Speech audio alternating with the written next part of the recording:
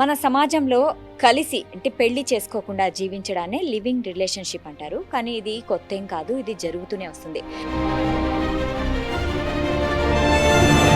కానీ ఈ నెల 3న సుప్రీంకోర్టు ధర్మాసనం ఒక సంచలన తీర్పిచ్చింది. అదేంటంటే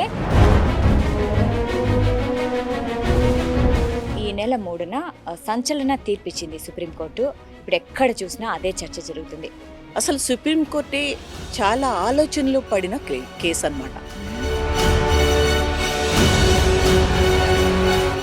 ఆల్రెడీ పెళ్ళైన అతనే లివింగ్ రిలేషన్షిప్లో మేమిద్దరం ఉన్నాము. పెళ్లి చేసుకున్న తరువాత మ్యారేజబుల్ ఏజ్ అంటారు కదా, ఇది లివింగ్ రిలేషన్షిప్లో వర్తిస్తుందా? Marriageable age must and should. అప్పుడే in the nature of marriage అంటే ఒక్క పెళ్ళి తప్ప అన్నీ అలాగే ఉంటాయి. Women from domestic violence act వచ్చాక అన్ని రిలీఫ్లు అందులోనే వస్తుంది. అది ఎలా అంటే, ఇంకొక లేడీ ఉన్నారు, ఆమె అంటే ఉమ్మడి కుటుంబం, వాళ్ళ వదినతోనే అతను అక్రమ సంబంధం పెట్టుకున్నాడు, భార్యని విపరీతంగా సాధిస్తున్నాడు. లివ్ ఇన్ రిలేషన్షిప్ కూడా మనకి సుప్రీంకోర్టు కూడా యాక్సెప్ట్ చేసింది. అయితే నమస్తే, వెల్కమ్ టు సాక్షి ఫ్యామిలీ. నేను షాహిదా. మన సమాజంలో కలిసి అంటే పెళ్లి చేసుకోకుండా జీవించడాన్ని లివింగ్ రిలేషన్షిప్ అంటారు. కానీ ఇది కొత్తేం కాదు. ఇది జరుగుతూనే వస్తుంది. కానీ ఈ నెల 3న సుప్రీంకోర్టు ధర్మాసనం ఒక సంచలన తీర్పిచ్చింది.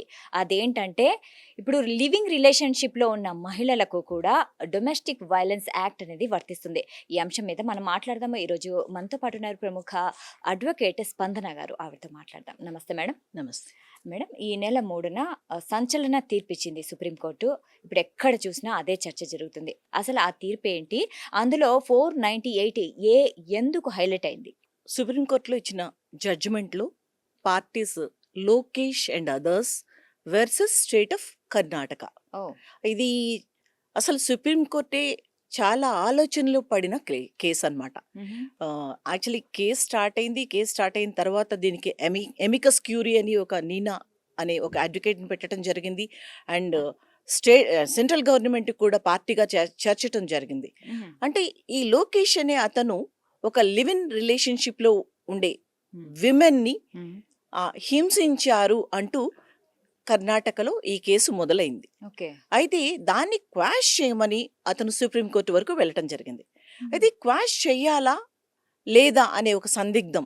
ఎందుకంటే వీళ్ళు కేవలం man and women, live in రిలేషన్షిప్లో మ్యాన్ అండ్ విమెన్ అంటారు, మ్యారేజ్లో వైఫ్ హస్బెండ్ అంటారు. సో ఈ డిఫరెన్స్ ఎప్పుడు కూడా ఉంటుంది.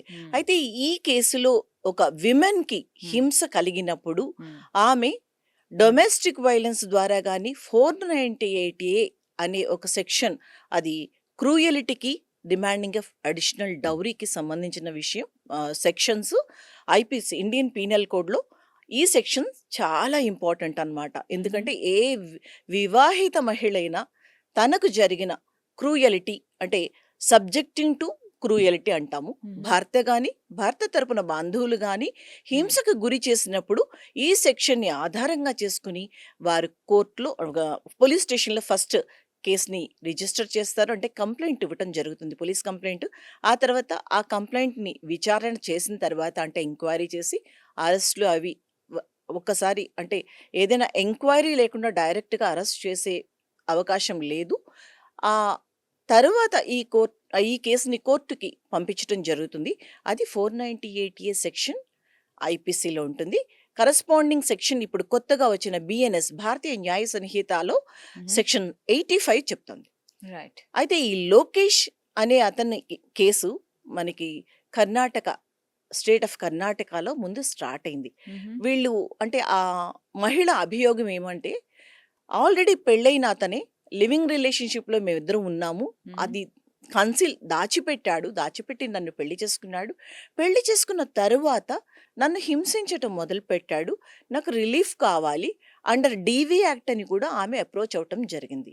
అంటే పాద్వా అంటాం, protection of women from domestic violence act అని చెప్తూ ఉంటారు. అయితే లివ్ ఇన్ రిలేషన్షిప్ వచ్చేటప్పటికి all live in relationships are not relationship in the nature of marriage అనేది చాలా క్లియర్గా చెప్తారు నార్మల్గా మనకి చట్టాల్లో. ఏంటి డిఫరెన్స్ మేడం లివింగ్ రిలేషన్షిప్ కి అండ్ ఇప్పుడు మీరు చెప్పిన nature of marriage, nature of marriage అనేది ఏంటి? లివ్ ఇన్ రిలేషన్షిప్ వచ్చేటప్పటికి నార్మల్గా చాలా షార్ట్ పీరియడ్ వాళ్ళిద్దరు కలిసి ఉండటం కానీ, లేదా ఏదో సెక్షువల్ రిలేషన్షిప్ పెట్టుకొని అది లివ్ ఇన్ రిలేషన్షిప్ కింద వాళ్ళు చెప్తూ చాటుమాటుగా పెద్దగా పబ్లిక్ అవ్వకుండా ఉండటం, చాలా ఫ్యూ అంటే వెరీ షార్ట్ పీరియడ్ బయటకు కూడా వీళ్ళిద్దరూ కలిసి లివ్ ఇన్ రిలేషన్షిప్లో Okay. ఉన్నారని కూడా ఎవరికి తెలియకుండా ఉండటం, ఇది సాధారణంగా మనం వినే live in relationships. But relationship like marriage, nature of marriage వచ్చేటప్పటికి వారిద్దరి బంధం చాలా ఎక్కువ రోజులు ఉంటుంది. అంటే చాలా ఎక్కువ రోజులు వాళ్ళు కలిసి ఇయర్స్ జీవించాలి. టుగెదర్ వాళ్ళు కలిసి ఉండటం, అంటే Mhm. మ్యారేజ్ లేకుండానే, మ్యారేజ్ ఉండదు అక్కడ, కానీ మ్యారేజ్ లాంటి రిలేషన్షిప్ ఉంటుంది వాళ్ళిద్దరి మధ్య, ఒక దాంపత్యం. అలానే ఫైనాన్షియల్ ఫైనాన్షియల్ అంటే ఆ, కన్ ఏదైనా ఒక ఫైనాన్షియల్గా వాళ్ళు నిర్ణయాలు తీసుకునేటప్పుడు ఇద్దరు డిస్కస్ చేసుకొని తీసుకోవటం. అలానే సోషలైజేషన్, సొసైటీలో వీరిద్దరూ కూడా భార్యాభర్తలు అనే విధంగా, అంటే చాలా మందికి మ్యారేజ్ అయిందో లేదో కూడా వీళ్ళకి తెలీదు. వీళ్ళిద్దరూ లివ్ ఇన్ రిలేషన్షిప్లో ఉన్నారు, వీళ్ళిద్దరు భార్యాభర్తలు, వీళ్ళిద్దరూ చాలా అన్యోన్యంగా ఉన్నారు అనుకున్నట్టుగానే సొసైటీ చూస్తుంది. సో ఒక రకంగా బయటకి వీళ్ళిద్దరి మధ్య తాళి అనేది లేదు, మ్యారేజ్ అనేది లేదు, లీగల్లీ వెడ్డెడ్ వైఫ్ కాదు అనేది వాళ్ళిద్దరికి మాత్రమే తెలుస్తుంది. కానీ పిల్లల విషయంలో కానీ, రిలేషన్షిప్ విషయంలో కానీ, bonding with the relatives and society, ఇవన్నీ కూడా relationship like in the nature of marriage, అంటే ఒక్క పెళ్ళి తప్ప అన్నీ అలాగే ఉంటాయి. వాళ్ళ ప్లానింగ్, ఫ్యూచర్ ప్లాన్స్ కానీ, తర్వాత ప్రతి విషయంలో కూడా వాళ్ళిద్దరు మధ్య ఎంతో అన్యోన్యత ఉంటూ వాళ్ళు ముందుకు వెళ్ళే విధంగా ఉండేది నేచర్ ఆఫ్ మ్యారేజ్. అంటే ఒక మ్యారేజ్ లాంటి బంధం అన్నమాట. దాన్ని లివ్ ఇన్ రిలేషన్షిప్పే అంటారు.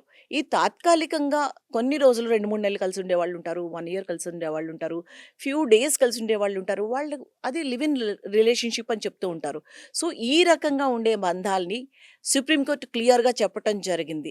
ఇవన్నీ కూడా వీటి విషయంలో మీరు పాద్వా అంటే protection of women from domestic violence act 2005ని తీసుకురావద్దు. అంటే విమెన్కి హెరాస్మెంట్ అనేది మిగిలిన సెక్షన్స్ ఉన్నాయి, మిగిలిన చట్టాలు ఉన్నాయి, బట్ ఈ చట్టం కిందకి రావాలంటే మనం పాద్వా ప్రొటెక్షన్, అంటే మనకి 2005లో ఈ చట్టం వచ్చింది, protection of women from domestic violence act, అంటే గృహ హింస నుండి రక్షణ చట్టం. అది 2006 నుంచి ఇంప్లిమెంటేషన్ స్టార్ట్ అయింది. అయితే ఆ చట్టంలో చాలా క్లియర్గా ఏం చెప్తారంటే, సాధారణంగా మనకి 490 ATA చూసుకున్నా, డౌరీ ప్రొహిబిషన్ యాక్ట్ ప్రకారం మనం సెక్షన్స్ చూసుకున్నా, ఏ చట్టమైనా ఈ చట్టం వచ్చే వరకు కేవలం వివాహిత మహిళలకు మాత్రమే ఉండేది. అవును. గృహహింస చట్టం వచ్చిన తర్వాత ఒక చెల్లి ఫైల్ చేయొచ్చు కేసు, ఒక అక్క ఫైల్ చేయొచ్చు. అలానే అంటే ఎవరి మీదైనా ఎనీ విమెన్ డొమెస్టిక్ రిలేషన్షిప్లో ఉండే ఒక మహిళ, అంటే ఒక అండర్ డొమెస్టిక్ రిలేషన్షిప్ గురించి కూడా డెఫినిషన్ ఉంటుంది. సెక్షన్ 2F చాలా క్లియర్గా చెప్తారు. వాళ్ళిద్దరూ ఎలాంటి, అంటే అండర్ వన్ రూఫ్ ఉన్నారు, వాళ్ళిద్దరి మధ్య ఈ బంధుత్వం ఉంది, లేదా పెళ్లి లాంటి సంబంధం ఉంది, లేకపోతే అడాప్షన్ ఉంది, అంటే ఏదో ఒక రకంగా సంబంధం కలిగి ఉండటం, అండర్ వన్ రూఫ్ వాళ్ళు కలిసి జీవించటం అనే దాన్ని డొమెస్టిక్ రిలేషన్షిప్ అంటూ ఉంటారు. అయితే ఇది DV యాక్ట్లో చెప్పటం జరిగింది. ఇప్పుడు Lokesh and others versus state of కర్ణాటకలో కూడా ఏం చెప్పారు అంటే, డొమెస్టిక్ రిలేషన్షిప్లోకి ఈ మ్యాన్ అండ్ విమెన్ని తీసుకెళ్ళొచ్చా అంటే తీసుకెళ్ళొచ్చు. బికాస్ ఇప్పుడు అంటే అట్ ప్రెసెంట్ వాళ్ళిద్దరూ కలిసి ఉండకపోవచ్చు, కానీ హ్యాస్ లివ్డ్, ఒకప్పుడు ఇద్దరు కలిసి జీవించారు, అంటే వాళ్ళిద్దరి మధ్య డొమెస్టిక్ రిలేషన్షిప్ ఉంది అనేది మరి సుప్రీంకోర్టు కానీ, అలానే స్టేట్ ఆఫ్ కర్ణాటక కూడా చాలా క్లియర్గా చెప్పటం జరిగింది, వీళ్ళిద్దరి మధ్య డొమెస్టిక్ రిలేషన్షిప్ ఉంది, షేర్డ్ హౌస్ హోల్డ్ కలిసి ఉన్నారు, అంటే అందరూ కలిసి జీవించటం అంటే అత్తగారు అందరూ కలిసి ఉండేటప్పుడు షేర్డ్ హౌస్ హోల్డ్ అంటారు. ఇవన్నీ కూడా వాటి డెఫినిషన్‌లోకి లోబడి వీళ్ళ ఈ అంటే వాళ్ళ లైఫ్ అందులోకి రాబడింది. అంటే ఏదైతే సెక్షన్స్ ఉన్నాయో ఆ సెక్షన్స్‌కి రిలవెంట్‌గా వీళ్ళ సమస్యకి వచ్చినప్పుడు వీళ్ళు ఒకప్పుడు డొమెస్టిక్ రిలేషన్‌షిప్‌లో ఉన్నారు అనేది చెప్పటం జరిగింది సుప్రీం కోర్టు.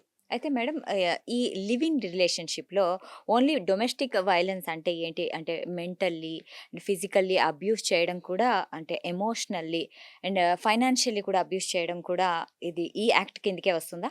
యెస్. పాద్వాలో protection of women from domestic violence యాక్ట్‌లో చాలా క్లియర్‌గా కొన్ని రిలీఫ్స్ ఇచ్చారు. సెక్షన్స్‌లో అంటే ఆ డెఫినిషన్‌లోనే చెప్పారు. మానసికంగా, శారీరకంగా, లైంగిక పరంగా అంటే ఏదైనా అబ్యూజివ్ వర్డ్స్ వాడటం, సెక్షువల్ హరాస్మెంట్ చేయటము, ఫైనాన్షియల్ అంటే ఎకనామికల్‌గా వాళ్ళకి తిండి పెట్టకపోవటం, డబ్బులు ఇవ్వకపోవటం, పిల్లల్ని చదివించకపోవటం, అంటే భార్యకి ఎకనామికల్ వైలెన్స్ కూడా అండర్ డొమెస్టిక్ వైలెన్స్‌లోకే వస్తుంది. భార్యకి అదే. డబ్బులు అంటే ఆ! సరిపోయినంత తను వ్యయ ఇవ్వకుంటే అంటే మానిటరీ అంటే డబ్బులు పరంగా హింసించినా గానీ డీవీ యాక్ట్‌లోకే వస్తుంది. ఓకే. అలానే మ ఏదో ఒక కంపారిజన్ చేస్తా ఉంటారు. నువ్వు అందంగా లేవు, నీకు పెద్ద హెయిర్ లేదు, నువ్వు ఐశ్వర్య రాయ్ లాగా లేవు, నువ్వు ఇలా లేవు అని మానసికంగా అంటే మెంటల్ క్రుయాలిటీ అంటున్నాం. మెంటల్ హెరాస్మెంట్, మెంటల్ వైలెన్స్, అలాగే వెర్బల్ వైలెన్స్ ఇవన్నీ కూడా పాద్వాలోకే వస్తుంది. ఓకే. అంతేకాకుండా అంటే మాటలతో హింసించడం, చేతులతో కొట్టటము, గిచ్చటము, సిగరెట్స్‌తో సో ఇవన్నీ అండ్ పిల్లల్ని హింసించటం కూడా ఒక రకంగా మదర్‌కి ఇంపాక్ట్ ఉంటుంది. అంటే తన పిల్లల్ని తనకు సరిగ్గా ఫుడ్ ఇవ్వకపోవటం, తన పిల్లల్ని సరిగ్గా చూడకపోవటం ఇవన్నీ కూడా పాద్వాలోకే వస్తుంది. ప్రొటెక్షన్ ఆఫ్ విమెన్ అంటే మనకి ఇదివరకు 4 దారులు ఉండేది. 4 సెక్షన్‌లు వెతుక్కొని ఒక రిలీఫ్ కావాలంటే పరిగెత్తాల్సి వచ్చేది. బట్ పాద్వా protection of women from domestic violence act వచ్చాక అన్ని రిలీఫ్‌లు అందులోనే వస్తుంది. అది ఎలా అంటే section 18 okay. Section protection 18. Order. అంటే రక్షణ. ఈ అమ్మాయికి ఏ రకమైన హింస నువ్వు కలగజేయకూడదు అంటూ ఆ అమ్మాయి హిమాయత్ నగర్‌లో ఉందనుకోండి. అక్కడ కన్సర్న్ పోలీస్ స్టేషన్‌కి మ్యాజిస్ట్రేట్ డైరెక్షన్ ఇస్తారు. నువ్వు అంటే మానిటర్ చెయ్యు. ఎందుకంటే హస్బెండ్ ఆర్ ఇన్‌లాస్ వైలెన్స్ ఉంది. ఈమెకి రక్షణ కల్పించు. అది సెక్షన్ 18. ఓకే. ఆ సెక్షన్ 18లోనే త్రూ ఫోన్స్ ఆమె ఎంప్లాయీ అయితే ఫోన్ ద్వారా నువ్వు ఇబ్బంది పెట్టకూడదు. అలాగని ఆమె ఆఫీస్‌కి వెళ్ళేటప్పుడు కానీ, వచ్చేటప్పుడు కానీ నువ్వు అటకాయించకూడదు. ఓకే. నెక్స్ట్ రెసిడెన్స్ ఆర్డర్ అంటాం. అది ఆల్టర్నేటివ్ రెసిడెన్స్ ఆర్డర్ అయినా అవ్వచ్చు, రెసిడెన్స్ ఆర్డర్ అండర్ సెక్షన్ 19. అంటే ఒక మహిళ తను రోడ్డున పడకూడదు. అంటే ఆమెను ఇంట్లో నుంచి బయటికి పంపించేస్తే. బయటికి పంపించకూడదు. అక్కడే ఉంటూ ఆమెకి రక్షణ కల్పిస్తూ అదే ఇంట్లో పార్టిషన్ అంటే ఒక 2 రూమ్స్ సెపరేట్‌గా with the help of the police రక్షణ కల్పిస్తూ ఆమె అక్కడే ఉండేటట్టు చేయొచ్చు. అలా కాకుండా ఆమె అక్కడ ఉండటానికి థ్రెట్ ఉంది, నా ప్రాణానికి హాని ఉంది, లేదా ఇన్‌లాస్ చాలా వెర్బల్‌గా నాకు వైలెన్స్ ఉంది అన్నప్పుడు ఆమెకి ఆల్టర్నేటివ్ అకామిడేషన్ అంటే ఆమె ఉండటానికి ఒక ఇల్లు తీసి దానికి రెంట్ కట్టాలి. అంటే మెయింటెనెన్స్ కూడా ఇవ్వాలి. మెయింటెనెన్స్ మళ్ళీ సెపరేట్. ఇది ఆమె ఉండటానికి ఒక అద్దె ఇల్లు సమకూర్చాలి భర్త. ఓకే. అలానే సెక్షన్ 20 వచ్చేటప్పటికి అంటే 18, 19, 20, 21, 22, 23 ఈ అన్ని సెక్షన్స్‌లోనూ ఆ మహిళకి కల్పించే అంటే వెసులుబాటు, ఆమెకి ఏమేమి కావాలి అవన్నీ సమర్పిస్తూ ఆవిడకి రక్షణ ఇస్తారు. అలా 20 వచ్చేటప్పటికి మానిటరీ అంటే maintenance, 20 section 18 protection, 19 residence order, 20 ప్రకారం ఆమెకి మానిటరీ రిలీఫ్ అంటే ఎంతో కొంత ఆమెకి మంత్లీ మెయింటెనెన్స్ ఇవ్వాలి, లేదంటే బ్రతకటం కష్టం. Next 21 custody of children. సాధారణంగా ఒక మహిళ ఒకవేళ వివాహిత మహిళ ఆ కేసు ఫైల్ చేసినట్టయితే ఆమెకి హెరాస్మెంట్ ఏముంది? పిల్లల్ని ఆమె నుంచి దూరం చేయటం.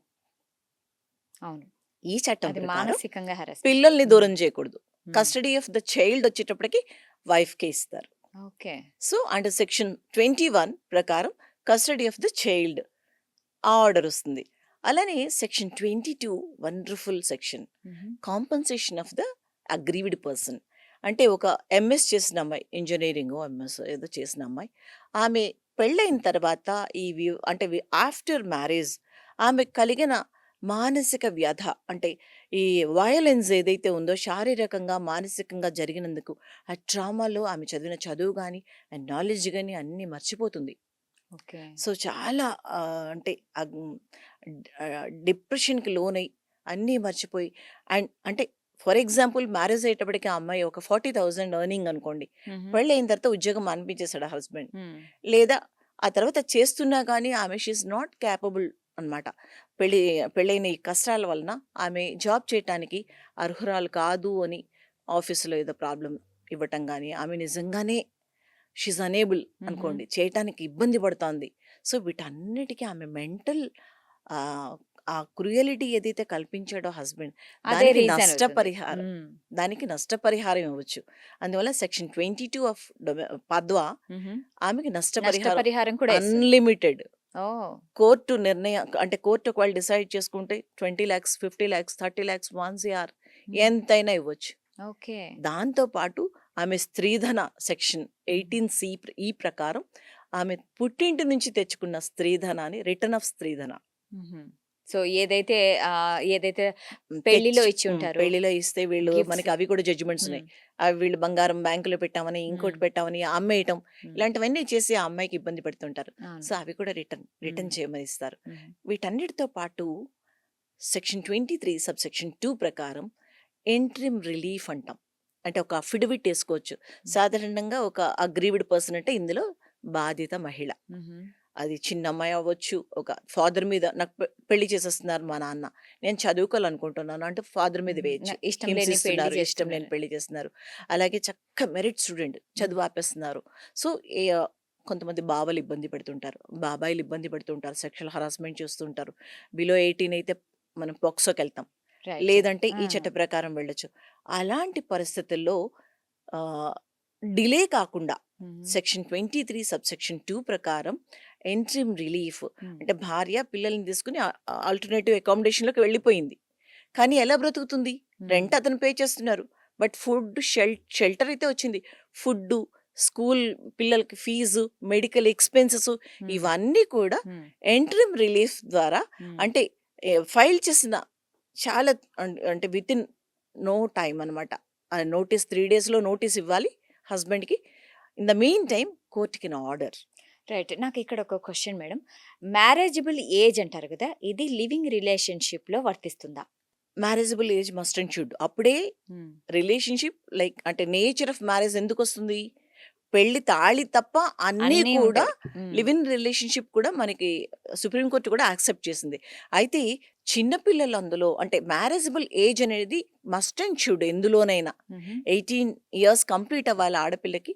అబ్బాయికైతే 21 ఇయర్స్ మనకి కొత్తగా 2021లో ఒక రూల్ కూడా ఇంకా మనకి అది రాలేదు.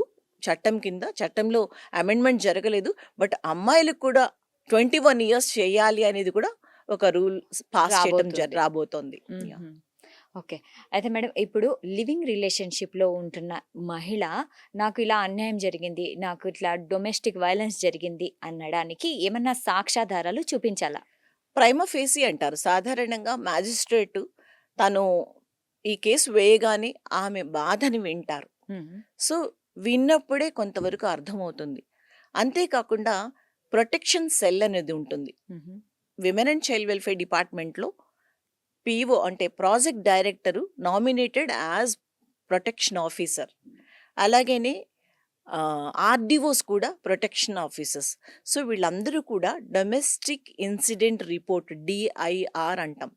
ఈ డీఐఆర్ ఫిలప్ చేసి ఆమె పడ్డ కష్టాలన్నిటిని కూడా ఒక ప్రొఫార్మా రూపంలో ప్రెజెంట్ చేయటం జరుగుతుంది హుహు. కోర్ట్‌కి. అది పీఓ సిగ్నేచర్‌తో. ఓకే. ఈ ముందు కౌన్సెలింగ్ చేస్తారు. కౌన్సెలింగ్ తర్వాత ఒకవేళ ఇది అమికబుల్‌గా సెటిల్ అవ్వకపోతే అది అండర్ సెక్షన్ 12 ప్రకారం అప్లికేషన్ టు ద మ్యాజిస్ట్రేట్ అంటాం. హుహు. కోర్ట్ ముందు ప్రెజెంట్ చేస్తారు. With the help of the అంటే పీఓ అసలు ప్రెజెంట్ చేయాలి. ఓకే. ఇప్పుడు నార్మల్‌గా లీగల్ ఆఫీసర్ ఎవరో ఒకరు వెళ్తూ ఉంటారు. సో, ఇందులో ఏంటంటే వాళ్ళకి జరిగిన ప్రతి హింసని ఈ ప్రొఫార్మా 1 అండ్ 2లో ఫిలప్ చేస్తారు. హుహు. అందులో ఒకటి డొమెస్టిక్ ఇన్సిడెంట్ రిపోర్ట్. దాని మీద కూడా ఈ మధ్య సుప్రీం కోర్ట్ ఒక జడ్జ్‌మెంట్ అంటే ఈ జడ్జ్‌మెంట్‌లోనే ప్రస్తావించడం జరిగింది. డిఐఆర్ మస్టా అంటే మస్ట్ అండ్ షుడా ఉండి తీరాలా అంటే లేదు. లేదా? నార్మల్గా ఎక్కడ యాజ్ అండ్ వెన్ రిక్వైర్డ్ కోర్టే అడుగుతుంది. ఓకే. కోర్టే పీఓని పిలిపించి నువ్వు వెళ్ళి డిఐఆర్ రికార్డ్ చేసుకుని రా అంటుంది. సో అది కంపల్సరీ మ్యాండేటరీ అయితే మాత్రం కాదు. దాని విషయంలో కూడా ఎందుకంటే మనకి త్యాగి వెర్సెస్ కమలేష్ దేవి అనే కేసులో చాలా అంటే ఈ కేసులన్నిటికీ కూడా ఇప్పుడు మనకు వచ్చిన జడ్జిమెంట్లో రిలేటెడ్ 2022లో ఆమె అంటే పెళ్ళయింది అని చెప్తున్నారు. పెళ్ళైన 1 మంత్కే యాక్సిడెంట్లో చనిపోతారు అతను. ఓకే. చనిపోయిన తర్వాత ఈ కమలేష్ దేవి కోర్టుకి అప్రోచ్ అవుతుంది. ఎందుకంటే అత్తమామలు బయటకు వెళ్ళగొట్టేస్తారు, నిరాధారం అయిపోతుంది. సో ఆ అమ్మాయి పాద్వా కింద కేసు వేస్తుంది. Protection of women from domestic violence act ద్వారా, అంటే గృహహింస నుండి రక్షణ చట్టం ద్వారా వెళ్ళి కేసు వేస్తుంది. కేసు వేసినప్పుడు ఇందులో డిఐఆర్ లేదు అండ్ ఎప్పుడో జరిగింది ఈ సమస్య. ఇప్పుడు అసలు ఆ అమ్మాయి ఎక్కడో ఉంటోంది. సో అయినా 1 మంతే వాళ్ళిద్దరు కలిసి లివ్ ఇన్ రిలేషన్షిప్ అనుకుంటాను అది కూడా. సో ఏ రకంగానూ ఇది ఇందులో సంబంధం లేదు, డిఐఆర్ లేదు అన్నప్పుడు కోర్టు చెబుతుంది డిఐఆర్ అనేది మ్యాండేటరీ కాదు. As and when required DIR కావాలంటే magistrate can direct the protection officer to file DIR. Okay. అలానే ఆ అమ్మాయి ఇప్పుడు లేదు కానీ హ్యాస్ లివ్డ్, ఒకప్పుడు అత్తమామలతో ఉంది అని ఆ అమ్మాయి ఏవేవైతే అడిగిందో తన స్త్రీధన, మెయింటెనెన్సు, భర్త చనిపోయినప్పుడు వచ్చిన కాంపెన్సేషను, ఇవన్నీ కూడా కోర్టు డైరెక్షన్ ఇచ్చి ఆమెకు చెందేటట్టుగా చేయటం జరిగింది. సో ఈ అంటే మనం Lokesh versus state of Karnataka గురించి మాట్లాడుకుంటున్నాము. బట్ డొమెస్టిక్ వైలెన్స్ అనేది చాలా ఇంటర్నేషనల్ ప్రాబ్లం. అయితే మేడం, లివింగ్ రిలేషన్షిప్లో ఎందుకు డొమెస్టిక్ వైలెన్స్ని తీసుకొచ్చారు? అంటే ఈ రిలేషన్షిప్లో డొమెస్టిక్ వైలెన్స్ జరుగుతున్నాయేమన్నా ఎక్కువ? సాధారణంగా man and women live in relationship అక్కడ మాత్రమే కాదు, వాళ్ళు కొన్ని మ్యారేజ్ లాంటి రిలేషన్షిప్ గ్రాడ్యువల్గా డెవలప్ అవుతుంది. డెవలప్ అయిన తర్వాత వారిద్దరి మధ్య ఏదో ఒక రకమైన ఫైనాన్షియల్ డీల్స్ కూడా ఉంటాయి. అంటే ఇద్దరు లివ్ ఇన్ రిలేషన్షిప్ అనగానే వాళ్ళిద్దరి మధ్య గొడవలు రాకూడదని ఏం లేదు. మేల్ అండ్ ఫీమేల్ ఇద్దరు living together and one roof. అలాంటప్పుడు అది లివ్ ఇన్ రిలేషన్షిప్ అయినా అవ్వచ్చు, మ్యారేజ్ అయినా అవ్వచ్చు, ఏదైనా అవ్వచ్చు. ఆర్టికల్ 14 ప్రకారం అక్కడ ఒక స్త్రీకి ఇబ్బందికరంగా ఉండకూడదు, వైలెన్స్ ఉండకూడదు, తన డిగ్నిటీని కాపాడాలి. సో ఇది it comes under domestic violence act కూడా. ఎందువలన అక్కడ ఒక విమెన్ హింసకి గురి కాబడుతుంది. అందువల్లనే ఇప్పుడు లోకేష్ కేసులో యాక్చువల్గా 498A అనేది డిమాండింగ్ ఆఫ్ డౌరీ అండ్ క్రూయలిటీ అని మనం మామూలుగా వింటూనే ఉంటాం. అయితే అది ఒక వివాహిత మహిళకే వస్తుంది కదా. ఈ లివ్ ఇన్ రిలేషన్షిప్లో ఈ అమ్మాయికి ఎలా అది అట్రాక్ట్ అయ్యింది అనే విషయం మీదే ఫైట్ మొదలైంది. ఆ విషయంలోనే అతను సుప్రీంకోర్టు వరకు వెళ్ళి క్వాష్ చేయమన్నాడు. నేను ఇక్కడ హస్బెండ్ కాదు, మ్యాన్ అంతే, లివ్ ఇన్ రిలేషన్షిప్లో ఉన్నాను, నేను హస్బెండ్ ఎలా అవుతాను? 498A వచ్చేటప్పటికి 498A IPC or corresponding section 85 BNS కానీ అది ఓన్లీ వివాహిత మహిళకి మాత్రమే. వాళ్ళకి క్రూయలిటీ ఉన్నప్పుడు మాత్రమే ఈ సెక్షన్ అప్లికబుల్ అవుతుంది.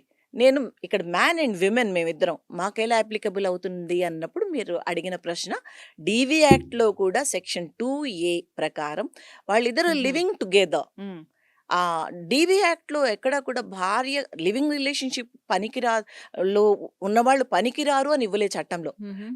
డిఫైన్ చేసినప్పుడే మనకు చెప్తాడు marriage, adoption, birth or live in, అంటే ఇలాంటి domestic relationship live in relationship like nature of marriage లాగా ఉన్నప్పుడు కూడా ఆ మహిళకి ఎక్కడైనా వైలెన్స్ వచ్చినప్పుడు, ఆమె క్రూయలిటీకి లోన్ అవుతున్నప్పుడు she can file a case. పెళ్లి కాలేదు కదా అనేసి మాకేమవుతుందిలే, ఈ మహిళని ఏమన్నా చెయ్యొచ్చు, ఎలా అన్నా మాట్లాడొచ్చు, ఎలాంటి హింస అన్నా చెయ్యొచ్చు అని చాలా మంది మగవారు అనుకుంటూ ఉంటారు. సో ఇది అపోహ అనుకుంటారా, లేకుంటే ఎంతవరకు నిజానిజాలు ఉన్నాయి? ఇప్పుడు సుప్రీంకోర్టు ఇచ్చిన వర్డిక్ట్లోనే చాలా క్లియర్గా చెప్పడం జరిగింది.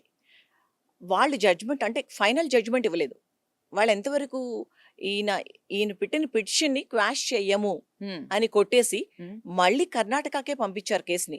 ఎందువలన పెళ్లి కానంతలో డొమెస్టిక్ రిలేషన్షిప్లో అంటే లివ్ ఇన్ రిలేషన్షిప్లో ఉన్నంత మాత్రాన ఈమెకి డొమెస్టిక్ హెరాస్మెంట్ అంటే మనకి గృహహింస నుండి రక్షణ చట్టంకి ఈమె అతీతం కాదు. ఆమెకి ఆమె ఈ కూడా చట్టం వర్తిస్తుంది. అప్లికబుల్. సో ఫుల్ రైట్స్ మీ ఇష్టం, మీరు జడ్జిమెంట్ ఎలా ఇస్తారో బేసింగ్ ఆన్ ద ఎవిడెన్స్. సాధారణంగా అంటే ప్రైమా ఫేసీని బట్టి కొంత నిర్ణయం తీసుకున్నా కానీ ఆమె ప్రూవ్ చేయాల్సి ఉంటుంది. ఇలాంటి కేసెస్లో అంటే నేను ఇందులో 1800 కేసెస్ చేశాను డీవీ యాక్ట్కి లీగల్ ఆఫీసర్గా ఉన్నప్పుడు. సో ఎంత అంటే చక్కగా గైడ్ చేయొచ్చు. ఒక విమెన్ 82 ఇయర్స్ ఏజ్ ఉన్న విమెన్ వచ్చారు, ఓకే. హస్బెండ్ చనిపోయారు జస్ట్ 1 or 2 months ముందర. ఇది రిపోర్ట్ మనకి హిందూలో కూడా వచ్చింది. అప్పుడు ఒక పెద్ద బంగారం షాపు ఓనర్ హస్బెండ్, ఆయన చనిపోయారు, కొడుకులు బయటకు పంపించేశారు. సో ఆమె ఏం చేయాలో అర్థం కాక పోలీస్ కంప్లైంట్ ఇస్తే పోలీస్ వారు మా దగ్గరికి డైరెక్ట్ చేశారు. విమెన్ అండ్ చైల్డ్ వెల్ఫేర్ డిపార్ట్మెంట్కి ఆమె వచ్చింది. అయితే ఇమ్మీడియట్గా సోషల్ వర్కర్ ఉంటారు, మాకు లీగల్ ఎలా ఉంటామో సోషల్ కూడా ఉంటారు, సోషల్ కౌన్సిలర్స్. వాళ్ళు వెళ్ళి డొమెస్టిక్ ఇన్సిడెంట్ రిపోర్ట్ అక్కడంతా చుట్టుపక్కలంతా కూడా విచారించి అంటే ఎంక్వైరీ చేసి వాళ్ళు డిఐఆర్ ప్రిపేర్ చేసి protection officer with the help of the protection officer అది కోర్టులో ఫైల్ చేయడం జరిగింది. ఆవిడకి రెసిడెన్స్ ఆర్డర్, ప్రొటెక్షన్ ఆర్డర్ ఇవ్వటం జరిగింది. సో ఎప్పుడైనా సాక్ష్యాలు అనేది చాలా ఇంపార్టెంట్. ఇంకొక లేడీ ఉన్నారు, ఆమె అంటే ఉమ్మడి కుటుంబం, వాళ్ళ వదినతోనే అతను అక్రమ సంబంధం పెట్టుకున్నాడు, భార్యని విపరీతంగా సాధిస్తున్నాడు. ఆమె వచ్చారు, ఏం చేయాలి మేడం ఇలా ఉంది, నాకు ఈ చట్టం బాగా రిలీఫ్ ఇస్తుందంట. ఏం చేయాలంటే ముందు నువ్వు ఇంటికి వెళ్ళిపోక మళ్ళీ క్వైట్గా, ఇప్పుడు కంప్లైంట్ ఏమి ఇవ్వద్దు, ఇంటికి వెళ్ళి నీ బ్యాంకు పుస్తకాలు, ఆస్తికి సంబంధించిన ఏమైనా డాక్యుమెంట్స్ ఇవన్నీ ఉంటే నువ్వు అల్మరాలోంచి తీసి నీకు నమ్మకమైన వాళ్ళ దగ్గర పెట్టుకో, అప్పుడు కోర్టుకెళ్ళు, లేదా అప్పుడు మా దగ్గరికి రా, మేము పిలిపిస్తాం కౌన్సిలింగ్. అంటే సాధారణంగా ఇలాంటి కేసెస్లో as per the act magistrate has to direct అనమాట ఈ డిపార్ట్మెంట్కి, మీరు ముందు కౌన్సిలింగ్ చెయ్యండి అని. అఫీషియల్గా వాళ్ళు డైరెక్ట్ చేయటం ఇవన్నీ డిలే కనుక మాకు అన్అఫీషియల్గా చెప్తారు, ముందు మీరు పిలిపించి కౌన్సిలింగ్ చేయండి, సెటిల్ అయిపోతే ఎమికబుల్గా సెటిల్ చేసేసేయండి, లేని పక్షంలో మీరు ఈ కేసుని కోర్టుకు పంపించండి అని చెప్తారు. రైట్. అయితే ఒక ఒక అతనికి ఆల్రెడీ భార్య ఉంటుంది, సో లివింగ్ రిలేషన్షిప్లో ఉంటాడు, దాని తర్వాత ఆ మహిళకి డీవీ వర్తిస్తుందా? వాళ్ళిద్దరు ఎంతకాలం కలిసి ఉన్నారు అని ఇప్పుడు మనకి రిలేషన్షిప్ నేచర్ ఆఫ్ మ్యారేజ్ అంటున్నాం. అంటే లోకేష్ కేసులో అదే జరిగింది, మ్యారేజ్ని కన్సీల్ చేసి దాచిపెట్టి వేరే విమెన్తో చాలా కాలంగా నివసిస్తున్నాడు. ఆమె అది తెలిసిన తర్వాత, అంతేకాకుండా డిమాండింగ్ ఆఫ్ డౌరీ ఇవన్నీ మొదలైన తర్వాత 490 కింద ఆమె కేసు పెట్టడం జరిగింది. అయితే విమెన్ ఏంటంటే అమాయకంగా వాళ్ళ మాటలు నమ్మటం కాకుండా లివ్ ఇన్ రిలేషన్షిప్ కూడా ఫ్యాషన్ ఏం కాదు, నిజంగా అంటే సేఫా కాదా అనేది వాళ్ళు చూసుకోవాలి. రైట్. అదే మేడం, ఇప్పుడు ఒక లివింగ్ రిలేషన్షిప్లోకి వెళ్తున్నారు అని ఒక మహిళ నిర్ణయించుకున్నాక సో ఏమేం చెక్ చేసుకోవాలి, ఒక్కసారి చూసుకోవాలి కదా, సో ఏం చేయాలి? మనం ఎక్కువగా చూసినట్లయితే సాఫ్ట్వేర్ వాళ్ళు కొంచెం అంటే బయట అవే ఫ్రమ్ ద ఫ్యామిలీస్ ఉన్నవాళ్ళు ఒక తెలియక ఇదేదో బాగుంది, కొంతకాలం ఇతనితో ఉంటే మనకు తెలుస్తుంది, ఆ అబ్బాయితో నా లైఫ్ ముందు ముందు ఎలా ఉంటుందో నాకు తెలుస్తుంది అనుకుంటూ వెళ్తారు. బట్ ఐ డోంట్ నో అది అంటే ఫ్రూట్ఫుల్ అవుతుందో లేదో మనకు తెలియదు. ఆ అబ్బాయిని నమ్మొచ్చా లేదా అనే విషయం ఆమె పూర్తిగా తనకి సంబంధించినంత వరకు అది నా ఇష్టం అనుకుంటుంది, కానీ ఫస్ట్ ఆఫ్ ఆల్ ఎంక్వైరీ చేయాలి, ఇతనితో సేఫా లేదా, అతను ఎక్కడ జాబ్ చేస్తున్నాడు, అతని పేరెంట్స్ ఎవరు, ఎక్కడ వాళ్ళది, అసలు చాలా మందికి అతని క్యాస్ట్ తెలియకపోయినా వాళ్ళ పేరెంట్స్ ఎక్కడున్నారో తెలీదు, ఎంతమంది బ్రదర్సో తెలీదు, ఏ ఊర్లో అసలు అతను నేటివ్ ప్లేస్ తెలీదు, ఆయనకి ఏమైనా ముందు వెనుక ఉందో లేదో కూడా తెలీదు. ఈ అమ్మాయి కేవలం ఒక ఫ్యాంటసీతో వెళ్ళిపోతుందే తప్ప ఆ తర్వాత ఏ రక్షణ ఉండదు. చట్టపరంగా కూడా క్రిమినల్ కేసులు పెట్టాల్సిందే గానీ డీవీకి కూడా రాదు అప్పుడు వెంటనే. చాలా తొందరపడి ఇలాంటి నిర్ణయాలు తీసుకోవడం వల్లే ఇలాంటివన్నీ అవుతూ ఉంటాయి మేబీ. 100%. అంటే మనకి ఇవన్నీ కూడా ఇల్లీగల్ రిలేషన్షిప్స్ కిందకి వచ్చేస్తాయి. పుట్టిన పిల్లలకి లెజిటిమసీ వస్తుంది, అంటే ఏ రకంగా పుట్టినా పిల్లలకి చట్టపరమైన హక్కులు. అర్హత, మ్మ్. హక్కు వస్తుంది. మ్మ్. బట్ అది మళ్ళీ డిఎన్ఏ కింద డిఎన్ఏతో ప్రూవ్ చేయాల్సి ఉంటుంది. మ్మ్. ఆమె ప్రూవ్ చేయలేని పరిస్థితిలో ఉంటుంది. అతను అంటాడు, అసలు నువ్వు చాలా నాతోనే ఇంత ఫ్రీగా ఉన్నావంటే, ఇన్ని నెలలు వచ్చేసావంటే, ఇంతకు ముందు కూడా నువ్వు ఎవరితోనే ఎవరితోనో ఉండుంటావు. ఉండి ఆ ఉండొచ్చు. రకంగా అంటే ఒక ఒక స్త్రీకి ఎక్కడైతే ఎలాంటి మాటలైతే ఆమెని కృంగదీస్తాయో ఆ రకంగా అంటారు. లేదా అబార్ట్ చేయిచ్చేయమంటారు. ఈ మ్మ్. రకంగా అంటే అమ్మాయిలు నిజంగానే రిలేషన్‌షిప్ ఇలాంటి లివ్ ఇన్ రిలేషన్‌షిప్ ఇదేదో ఫ్యాషను బావుంది. లేదా తెలుసుకుంటాము. ముందు ఫ్రెండ్‌షిప్ స్టార్ట్ అవుతుంది. తర్వాత లవ్ అంటారు. ఆ తర్వాత ఈ లివ్ ఇన్ లివింగ్ రిలేషన్‌షిప్ ఇద్దరు రిలేషన్‌షిప్. కలిసి అక్కడ కూడా 50, 50 ఈ అమ్మాయి డబ్బులన్నీ అయిపోతాయి. లేదా కొన్ని కేసెస్‌లో అతనివన్నీ కూడా ఖర్చయిపోతూ ఉంటుంది. సో, ఒక్కసారి అతను ఫైనాన్షియల్‌గా దివాలా తీసిన తర్వాత హింస మొదలుపెడతాడు. సో, మ్మ్. ఏ రకంగా చూసినా ఇది సేఫ్ కాదు. మనకి సుప్రీం కోర్ట్ ఒక అంటే లివ్ ఇన్ మ్మ్. రిలేషన్‌షిప్ కూడా మ్మ్. చట్టపరమే అందే గాని, అది సురక్షితమైతే మాత్రం కాదు. అంటే మ్మ్. చూసుకోవాలి. ఏవో వాళ్ళకి చాలా పెద్ద పెద్ద అంటే బ్రాడ్ మైండెడ్ పెళ్ళే కావాలా మనిద్దరం కలిసి ఉండటానికి, ఈ రకంగా అనుకుని కూడా లివ్ ఇన్ రిలేషన్‌షిప్‌లో వెళ్ళొచ్చు. రైట్. అయితే కానీ కొంతమంది మేడం, సారీ టు ఇంటరప్ట్, కొంతమంది పెళ్లి చేసుకుంటాను అని చెప్పే రిలేషన్‌షిప్‌లోకి తీసుకెళ్తారు. కానీ దాని తర్వాత పెళ్లి చేసుకోరు, వదిలేస్తారు. రీజన్ ఏదన్నా చెప్పి. సో, దీనికి కూడా ఈ యాక్ట్ పనిచేస్తుందా? చాలా కేసులు పోవటానికి కారణం హ్మ్. మనకి అంటే రేప్ కేసెస్ కింద హుహు. ఆ అబ్బాయి మీద పెట్టి విమెన్ అట్రాసిటీస్ మనకి ఒక కోర్టే ఉంది. ఎంతమంది మహిళలు వస్తారంటే హుహు. ఫస్ట్ లవ్, హ్మ్. ఆ తర్వాత అతను ఫిజికల్‌గా మొదలవుతుంది రిలేషన్‌షిప్. తర్వాత వద్దనేస్తారు. అప్పుడు ఆ అమ్మాయిలందరూ కూడా కంప్లెయింట్ చేసి రేప్ అనే ఒక సెక్షన్ 376 ఇంకేదో పెట్టి పోలీస్ స్టేషన్స్‌కి వెళ్తారు. ఆ! కోర్ట్స్‌కి గాని, పోలీసులకి గాని రెస్పెక్ట్ ఉండదు. ఎందుకంటే 18 ఇయర్స్ అని మనకి ఎందుకు పెట్టారు? 18 ఇయర్స్ తర్వాత కంప్లీట్ పరిపక్వత ఉంటుంది మైండ్. హ్మ్. అంటే వాళ్ళు కరెక్టా? కాదా? అని ఒక ఆలోచించి నిర్ణయం తీసుకునే వయస్సు వస్తుంది. హ్మ్. సో, అలాంటప్పుడు మోసపోయి కొన్నాళ్ళు అతనితో ఉండి, తర్వాత అతని మీద రేప్ కేస్ పెడితే మీకు అసలు ఎక్కడైనా ఎవరైనా దాన్ని దాన్ని యాక్సెప్ట్ చేయరు. యాక్సెప్ట్ చేయటానికి ఉంటుందా? హ్మ్. బట్ ఆఫ్‌కోర్స్ వాళ్ళు అంటే ఒకవేళ బలవంతంగా తీసుకెళ్ళి కొంచెం కూల్ డ్రింక్స్‌లో వీళ్ళు మత్తు పదార్థం ఇచ్చి, ఇలాంటివి కూడా జరుగుతుంటాయి. ఓన్లీ స్నేహమే ఉన్నప్పుడు. హ్మ్. ఏ రకంగానూ వాళ్ళిద్దరి మధ్య లవ్ గాని, ఎలాంటి రిలేషన్‌షిప్ కూడా లేకుండా కూడా కొన్ని కేసులు జరుగుతూ ఉంటాయి. సో, అలాంటి కేసులకి కొంతవరకు న్యాయం జరగొచ్చు. కానీ కొన్ని రోజులు తిరిగిన తర్వాత వారిద్దరూ ప్రేమ అనుకుని కొంచెం ముందుకు వెళ్ళి ఫిజికల్ రిలేషన్‌షిప్ స్టార్ట్ అయిన తర్వాత దాన్ని మళ్ళీ లివ్ ఇన్ రిలేషన్‌షిప్ కింద కన్వర్ట్ చేసి, ఆ తర్వాత పెళ్లి చేసుకుంటారు అంటే అస్సలు నమ్మకూడదు. ఏమన్నా కేసులున్నాయా ఇలాంటివి హ జరిగినయి? హండ్రెడ్స్ ఉన్నాయండి. ఓకే. చాలా కేసెస్ అంటే వాళ్ళ పేర్లైతే మనం చెప్పలేము. హుహు. ప్లేసెస్ చెప్పలేం గానీ, ఎంతమంది అమ్మాయిలు మోసపోతారంటే, అంటే ఈ ఇప్పుడు చాలా ఫైనాన్షియల్ ఇండిపెండెన్స్ వచ్చింది అమ్మాయిలకి. అవును. హ్మ్. అండ్ పేరెంట్స్ మాట వినే పరిస్థితిలో లేరు. అండ్ ఈవెన్ సినిమాలు +2, ఇవన్నీ. +2 నుండే. అవును. హ్మ్. ఒకప్పుడు సినిమాలు గురించి ఎక్కువగా చెప్పుకునేవాళ్ళం. ఇప్పుడు వీళ్ళని చూసి సినిమాలు తీస్తున్నారు. అవును. అండ్ ఇన్‌స్పైర్ కూడా అయిపోతున్నారు. వెబ్ సీరీస్, హ్మ్. సినిమాలు అవన్నీ చూసి ఇప్పుడు అదొక ఫ్యాషన్ ఏమవుతుందంటే వాళ్ళ అయిపోయింది. మంచి లైఫ్ హ్మ్. పాడు చేసుకుంటున్నారు.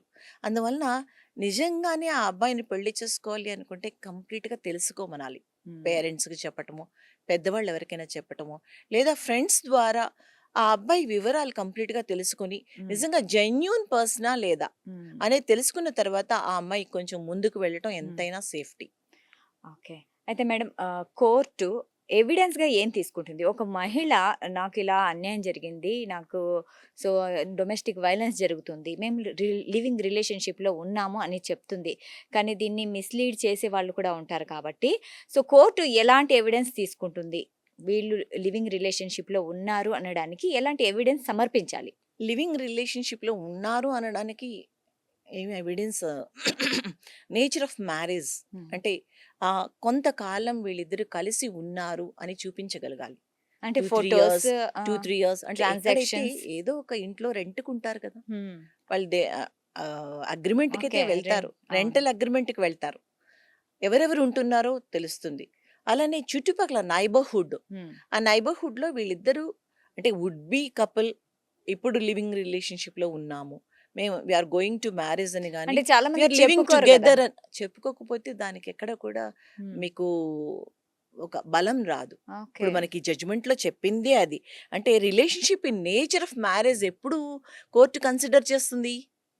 అందుకే చాలా క్లియర్ గా చెప్పారు వాళ్ళు, all living relationships are not equal to relationship in the nature of marriage అనేది ఉమ్. చాలా క్లియర్ గా అంటే చెప్పింది సుప్రీం సమాజంలో కోర్టు. వాళ్ళు చెప్పేసేయాలి మేము లివింగ్ రిలేషన్షిప్ లో ఉన్నాము అని. దొంగతనంగా ఉన్నారు అంటేనే అప్పుడు మనకి ఇల్లీగల్. వీళ్ళు ఏదో గిల్టులతో ఉన్నారు అనుకుంటారు కదమ్మా. నిజంగానే వీళ్ళు అంటే ఓపెన్ గా ఉండనియండి. లివింగ్ రిలేషన్షిప్ వరకు వాళ్ళు వెళ్ళే ధైర్యం ఉన్నప్పుడు వాళ్ళందరికీ చెప్పుకోవటంలో తప్పే ఉంది. కానీ సమాజం దాన్ని యాక్సెప్ట్ చెయ్యదు కదా. అది ఇప్పటికీ మన సమాజంలో లివింగ్ రిలేషన్షిప్ అంటే కొంచెం చీప్ గానే చూస్తారు కదా, అందుకనే దాచిపెడతారు కాబోలు. మరి దాచిపెట్టినప్పుడు కాన్సిక్వెన్సెస్ కూడా వాళ్ళు ఫేస్ చేయాల్సి ఉంటుంది. మ్మ్. ఎందుకంటే వాళ్ళు ఏది ప్రూవ్ చేయలేరు. వీళ్ళిద్దరు కలిసి ఉన్నారు అనేది వాళ్ళిద్దరి మధ్య ఉండే ఫిజికల్ రిలేషన్షిప్ తప్ప ఏది ఉండదు. ఫిజికల్ రిలేషన్షిప్ ప్రూవ్ చేయలేము Right. కదా. అవును. అండ్ ఒకవేళ వాళ్ళు ప్రెగ్నెంట్ అయ్యి పిల్లలు పుడితే కూడా డిఎన్ఏ ద్వారా బయటపడుతుంది. మ్మ్. సో ఎన్ని ప్రాబ్లమ్స్ అంటే ఫైనాన్షియల్గా అమ్మాయికి సపోర్ట్ ఉండదు, మ్మ్. సొసైటీ పరంగా ఆ అమ్మాయికి రక్షణ ఉండదు. ఉండదు. పేరెంట్స్, వీళ్ళ పేరెంట్స్ కానీ వాళ్ళ పేరెంట్స్ కానీ ఇద్దరికి సపోర్ట్ చేయరు. ముందు పేరెంట్స్ అంటారు, నువ్వు నీ ఇష్టం వచ్చినట్టు వెళ్ళిపోయావు, ఇంక నువ్వు మమ్మల్ని అసలు అడగకూడదు. రావద్దు, నువ్వు వస్తే మా పరువు కూడా పోతుంది అంటారు. సో ఒక అమ్మాయి నిజంగానే తను అంత ఇండిపెండెంట్ గా ఆలోచించినప్పుడు ఎందుకు జాగ్రత్తలు తీసుకోకూడదు? ఖచ్చితంగా తన తీసుకోవాలి. లైఫ్ చాలా అంత ప్రెషస్. మ్మ్. అలాంటి జీవితం, ఒక జీవితంలో సెటిల్ అవ్వటానికి తీసుకునే నిర్ణయం విషయంలో ఇప్పుడు జాబు, అకాడమిక్, మనం ఎట్లా జాబ్లో సెటిల్ అవ్వాలి, చదువుకుంటాం. ఈ చదువు చదివితే నెక్స్ట్ ఈ జాబ్ వస్తుంది అని ప్లానింగ్ ఉన్నప్పుడు మ్మ్. నేను ఇలా ఉంటే నా లైఫ్ ముందు ముందు బాగుంటుంది, నా కుటుంబం బాగుంటుంది అనే మరి ఆలోచన లేకుండా ఉన్నప్పుడు ఖచ్చితంగా ఆలోచించాలి. లీగల్గా వాళ్ళు అంటే ఒక వైలెన్స్కి కూడా వాళ్ళు లీగల్గా కోర్టు ముందు తీసుకెళ్ళి ఫైల్ చేయలేరు ఎవిడెన్సెస్. మ్మ్. ఎందుకంటే ఒక హరాస్మెంట్ జరిగినప్పుడు ఆ అమ్మాయి చేతి మీద ఉన్న గాయాలు కానీ, శరీరం మీద ఉన్న గాయాలు కానీ, ఫిజికల్ రిలేషన్షిప్లో ఆమెకి పడ్డ ఆ వైలెన్స్, సెక్షువల్ వైలెన్స్ కానీ ఆమె ప్రూవ్ చేయాల్సి ఉంటుంది. మ్మ్. ఆ ప్రూవ్ చేయాలంటే వాళ్ళకి రికార్డింగ్స్ అయినా ఉండాలి, ఫొటోస్ అయినా ఉండాలి. సో ప్రతి దానికి కూడా ఆమె కాన్షియస్గా అంటే తన మీద తన స్పృహతో ఉండాలి. ఉన్నప్పుడే తనకి రక్షణ దొరుకుతుంది. అంటే ఆషామాషి కాదు, ఆటపాటల్లాగా జీవితం ఉంటుంది అంటే మనం ఈ మధ్య కొన్ని కేసులు వింటున్నాం. మ్మ్. సూసైడ్లు చేసుకున్న వాళ్ళు, రకరకాల కేసులు, అవును. మోసపోయిన వాళ్ళు, ఆడపిల్లలు. సో అవన్నీ ఉండకూడదు అంటే తన జీవితం పట్ల తనకు ఒక అవగాహన ప్రాపర్ అనేది ప్లానింగ్ ఉండాలి. ఉండాలి. అవును. నేను వెళ్తున్నాను పలానా వివేక్తో వెళ్తున్నాను, వివేక్తో ఉందామనుకుంటున్నాను. వివేక్ ఎలాంటి వాడు అసలు? తను ఎలా బ్యాక్గ్రౌండ్ ఏంటి? చదువుకుంటున్నప్పుడు ఎలా మ్మ్. ఉన్నాడు? మ్మ్. ఆకతాయిగా ఉన్నాడా అంటే చాలా కేర్లెస్గా ఉండి సీరియస్నెస్ లేని జీవితం అంటే విద్యార్థి దశలో ఎలా ఉన్నాడు? ఎలాంటి ఫ్రెండ్స్ ఉన్నారు? పేరెంట్స్ అండ్ సిస్టర్స్ వాళ్ళు ఉన్నారా? మ్మ్. ఈయనకి ఫ్యామిలీ ఉందా లేదా అసలు? ఎందుకంటే ఇంత అందరూ ఉంటేనే ప్రొటెక్షన్ వస్తుంది. మ్మ్. కేవలం తనంతట తాను ఎక్కడ ప్రొటెక్ట్ చేసుకోగలరు? కోర్టులకు వెళ్ళాలన్నా మనం కోర్టు ముందు సబ్మిట్ చేయాలి కదా ఎవిడెన్స్ లేకుండా ఏది మనం చేయటానికి ఉండదు. కరెక్ట్. సో రెగ్యులర్గా ఉండే అమ్మాయిల మీద ఉండే హరాస్మెంటు, అవుట్రేజింగ్ మోడెస్టీ, రేప్ కేసులు ఇవి ఎలాగో కోర్టు బర్డెన్ తీసుకుంటున్నాయి. మ్మ్. సో ఏ రకమైన ప్రాపర్ ఎవిడెన్స్ లేకుండా మీరు కోర్టుకు వెళ్తే ఈ ఆడపిల్లలు, వాళ్ళకి న్యాయం ఎలా జరుగుతుంది? ఆ తర్వాత ఫర్దర్గా వాళ్ళకి జీవితం ఉండదు. కరెక్ట్. ఇలా మోసపోయి కొన్నాళ్ళు కోర్టులకు తిరిగి లేదా కొన్నాళ్ళు పోలీస్ స్టేషన్స్కి తిరిగి వాళ్ళు అలా ఎమోషనల్లీ కూడా బ్రేక్ అయిపోతారు. 100% లో మ్మ్. అయిపోతారు, మ్మ్. డిప్రెషన్కి వెళ్ళిపోతారు. అండ్ కొంతమంది సూసైడ్ చేసేసుకుంటూ ఉంటారు. కెరీర్ లో ముందుకెళ్ళలేరు. ముందుకు మ్మ్. వెళ్ళలేరు. ఎందుకంటే మనం ఎంత చూసినా విమెనే మ్మ్. ఆ టెండర్నెస్ ఆడపిల్లల్లో ఉంటుంది. అంటే కొంతవరకే నేను చాలా డాషింగ్, మ్మ్. చాలా డైనమిక్ అంటారు. ఆ, ఎక్కడైతే తన మనసుకు సంబంధించిన విషయం వస్తుందో, చాలా ఎక్కువ ఆ, తగులుతుంది. మ్మ్. ఎందుకంటే లవ్ లవ్ కానీ మ్యారిటల్ రిలేషన్షిప్లో కానీ ఆ అమ్మాయి ఎంటర్ అయిన తర్వాత మ్మ్. ఆ అమ్మాయికి ఒక బంధం ఏర్పడుతుంది. ఆ బంధం కరెక్ట్గా ఉంది, బాండ్ ఇద్దరికి కూడా బాగానే ఉంది అన్నప్పుడే వాళ్ళిద్దరూ ప్రాపర్గా ముందుకు వెళ్ళగలుగుతారు, ఒక కపుల్ అవుతారు. మ్మ్. లేకపోతే వాళ్ళ లైఫ్ పాడైపోతుంది. అందువల్లనే చెప్తాం ఎప్పుడైనా మీరు తీసుకునే మీ నిర్ణయం ఇప్పుడు హ్యాండిల్ విత్ కేర్ అంటాం. ఒక గ్లాస్ జార్ పట్టుకొని వదిలేస్తే బ్రేక్ అయిపోతుంది. బ్రేక్ అయిపోతుంది. జీవితమైనా అంతే కదా! ఎంతో డెలికేట్‌గా ప్రతి చిన్నది ఆ ఫీలింగ్ వచ్చేటప్పటికి ఎంత గొప్పగా మాట్లాడే వాళ్ళైనా ఫీలింగ్ అనగానే ఆ పరిస్థితిలోకి వెళ్ళగానే చాలా డెలికేట్ అయిపోతారు. హర్ట్ అయిపోతారు. లో అయిపోతారు. డిప్రెషన్‌కి వెళ్ళిపోతారు. సైకియాట్రిక్ ప్రాబ్లమ్స్, సైకలాజికల్ ప్రాబ్లమ్స్ వస్తాయి. సో, ఇవన్నీ అవాయిడ్ చేయాలంటే మీరు టీన్స్‌లో ఉన్నప్పుడే ప్రాపర్‌గా పేరెంట్స్ చెప్పినవైనా వినాలి. లేకపోతే పేరెంట్స్ మీరు చెప్పినవి సొంతంగా ఫెయిల్ అయిపోతాయి. ఆలోచించాలి. పేరెంట్స్ చెప్పినవి కూడా ఇప్పుడు 90% ఫెయిల్ అయిపోతున్నాయి. అవును. బట్ మీరు ఆలోచించుకుని, మీరు నిర్ణయం తీసుకొని ఫర్దర్‌గా ముందుకు వెళ్ళినట్లయితే బెస్ట్ లైఫ్ వస్తుంది. చాలా బాగా చెప్పారు. ఎందుకంటే ఇప్పుడు లివింగ్ రిలేషన్‌షిప్ అనగానే వేరే వెనక ముందు ఏమి ఆలోచించకుండా మూవ్ అయిపోతుంటారు. ఎందుకంటే పేరెంట్స్ ఎక్కడో ఉంటారు.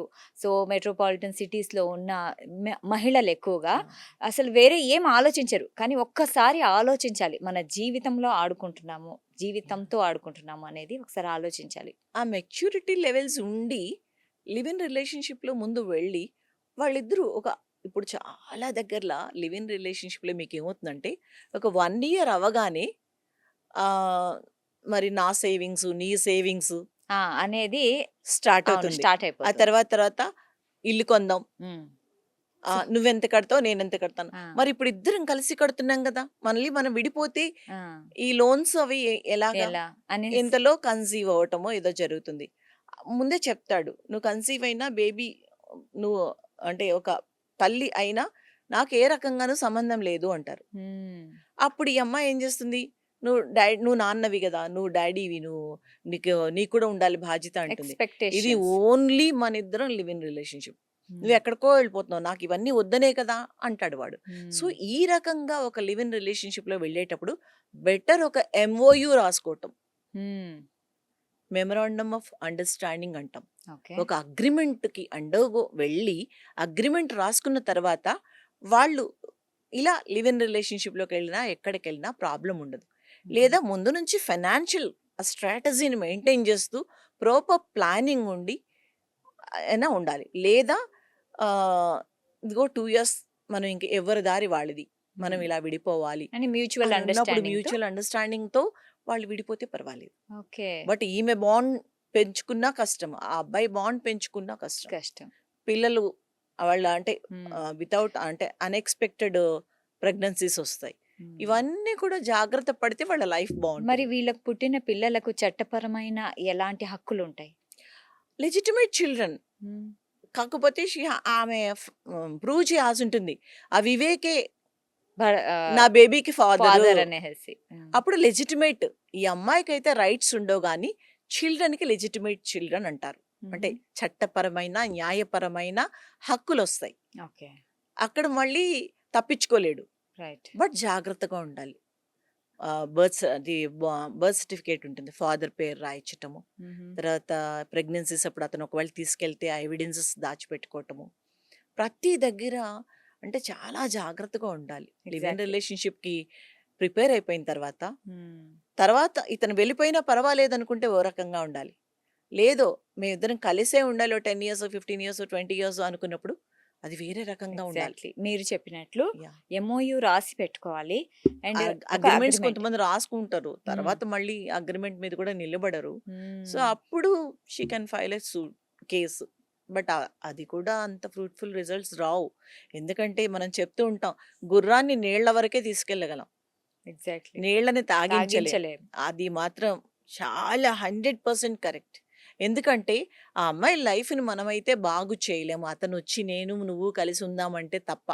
రైట్. మనకి చాలా కేసెస్‌లో ఈ 498 ఇవన్నీ వేశాక మళ్ళీ నాకు హస్బెండే కావాలంటుంది అమ్మాయి. నేను డైవోర్స్ ఇవ్వను. నాకు భర్తే కావాలని కూర్చుంటుంది. ఓహ్! ఫూలిష్‌నెస్. నువ్వు అలాంటప్పుడు నువ్వు పోలీస్ కంప్లెయింట్స్‌కి వెళ్ళకు. హ్మ్. ప్రాపర్‌గా ముందు సామరస్యంగా, అమికబుల్‌గా సెటిల్ చేసుకోవడానికి ట్రై చేయాలి. లేనప్పుడు వెళ్తే అదొక దారి. బట్ ముందు గొడవలన్నీ పెట్టేసుకుని కంప్లైంట్స్ ఇచ్చి అతన్ని అరెస్ట్ చేయించిన తర్వాత చాలా బాగా చెప్పారు మేడం. ఎందుకంటే లివింగ్ రిలేషన్‌షిప్ అనేది మనము అంటే ఎవరైనా అమ్మాయిలు స్టార్ట్ చేసే ముందు చాలా తొందరపాటుగా స్టార్ట్ చేస్తారు కానీ, దానికి ముందు ఎంతో ఆలోచించాలి. జీవితంతో ఆడుకుంటున్నామనే విషయం కూడా గ్రహించాలి. అండ్ ముందు జాగ్రత్తలు తప్పకుండా తీసుకోవాలి. చట్టాలు ఎన్ని ఉన్నా సో ఎంత రక్షణ కల్పించినా సో స్వయంగా మన జీవితాన్ని మనం కూడా ఆలోచించాలి అనేది చాలా బాగా చెప్పారు. Thank you for your time. Thank you so much. So చూశారు కదా, ఇది ఇవాల్టి కార్యక్రమం. మరో కార్యక్రమంలో మళ్ళీ కలుద్దాం. అంటిల్ దెన్ కీప్ వాచింగ్ సాక్షి టీవీ.